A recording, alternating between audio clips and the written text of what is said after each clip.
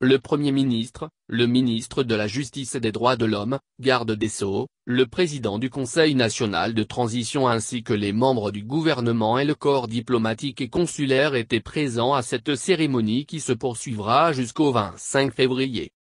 La République du Mali est particulièrement heureuse d'accueillir cette cérémonie, a indiqué le président du Conseil supérieur de la magistrature avant de souhaiter la chaleureuse et cordiale bienvenue à tous les magistrats ayant effectué le déplacement en terre africaine du Mali dans le cadre de cette majestueuse rencontre.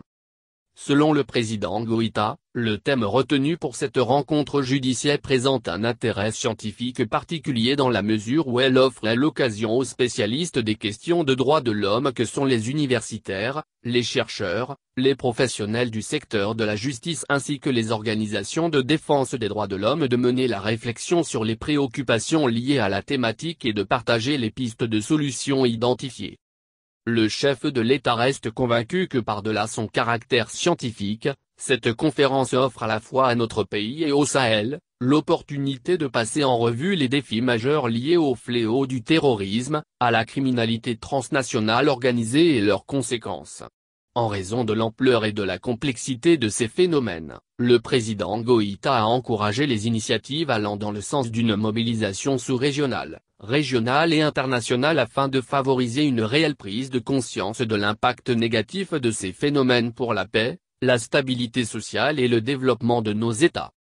Malgré la complexité de la crise qui affecte le Mali depuis une décennie et dont il se relève progressivement grâce à la résilience de l'ensemble de ses fils, les autorités de la transition ont toujours placé au cœur de leurs actions le respect et la promotion des droits humains ainsi que la bonne gouvernance, a précisé le chef de l'État ajoutant que la promotion des droits de l'homme a toujours constitué une préoccupation majeure pour le Mali.